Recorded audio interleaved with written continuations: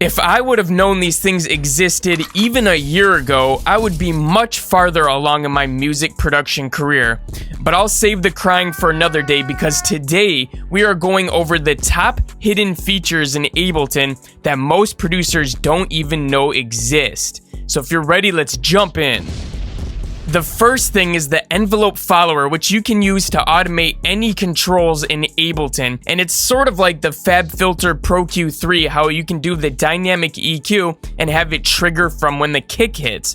But with this, you can literally automate any control for any parameter. Let's see how this works. First, you're going to put the envelope follower on the track that you want to get automated. Then you're going to turn down the percentages, and the left side is how much you want the percentage to go down, or the right side is going up.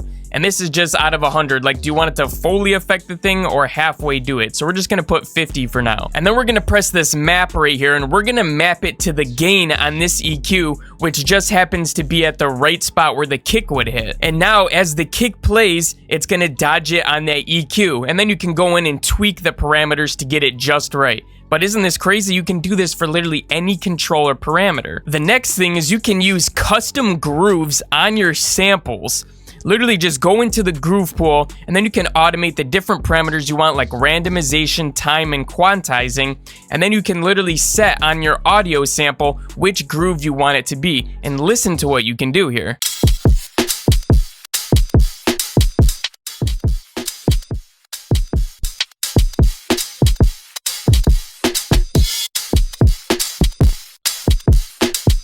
A lot of people gloss over freezing their tracks, but you can do a lot with it. For example, if you freeze your track, you can send it over for collaboration, and if someone opens the file and they don't have the plugins on the track that's frozen, they can still play the audio and hear it. And if you have an audio track, you can literally press Option or Alt on Windows and click and drag the frozen thing right to the audio, and it's gonna just turn it into a sample for you. And if you wanna put effects on that frozen track, you can still do it by putting it in a group and then putting any of your plugins or tracks on that group to then go ahead and mess with it. And freezing your track saves a lot of CPU, so if your project is pretty CPU heavy, you can just freeze your tracks and then carry on. This one is pretty mind-blowing, because did you know you can write MIDI while you're playing on your keyboard without having to click with your mouse? All you have to do is press the notes down on your keyboard and then press the right arrow, and Ableton's gonna fill in those notes for you. And then you can keep clicking the arrow to decide how long you want the note to be, or you can set your quantization so it automatically snaps to that. And this one's amazing for sampling, and what you can do is you can actually drag the sample quadrants without having to chop up the sample and copy and paste it. It just saves a ton of time. You just take a sample chop, and while you're holding down Option and Shift or Alt and Shift on Windows,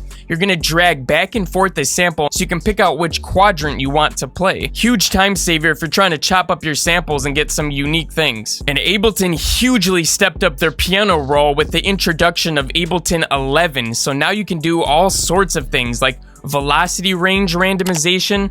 You can reverse, which actually reverses the order of how the MIDI's playing. You can also invert, which is different than reversing because it's gonna just put them on different notes. And then you can obviously legato and duplicate it over, but you can also randomize all the parameters here, and then you can 2x to multiply it twice as long, or divide it by 2 to make it half as long. So that just took your MIDI creation skills to a whole new level. This one's really nice, and I've been doing it a lot lately, and that's being able to put your sample in full mode, so that way you can see everything and you don't have to click through the different menus to optimize it. And this is really nice when you're setting up your sample for the first time to fit in your track nicely. What you do is you click the arrow in the top left corner, and as you can see, it's going to put your sample up there, and then you got the controls up there, and then back where the sample was, you now have your controls menu. So now you don't have to flip between them if you want to transpose it, or you want to shorten up this sample, or anything like that. You have it all on one screen, and plus it looks kind of cool when you're playing your audio. I didn't know you could do this, but you can actually just drag a folder over to the places and drop it on there without having to open up your file browser and find your folders there. Makes it way easier. So I'm gonna drag over this Mayday file, which has all of my songs in it, all my beats that I create. And what you can do is you can actually go through here and you can pick out samples or stems from your previous songs and put them in your current tracks, which is amazing. This one's a huge time saver because you can hold down Shift and press tab, and you're gonna go between the actual sample and the plugins that are on it without having to click that corner thing. I hate doing that. And one huge one I've been doing a lot lately is creating my own Ableton themes so that it's lighter on my eyes and it inspires me to be more creative every time I sit down to make some beats. And if you want to figure out how you can create your own and download free ones too, go ahead and click this video right here.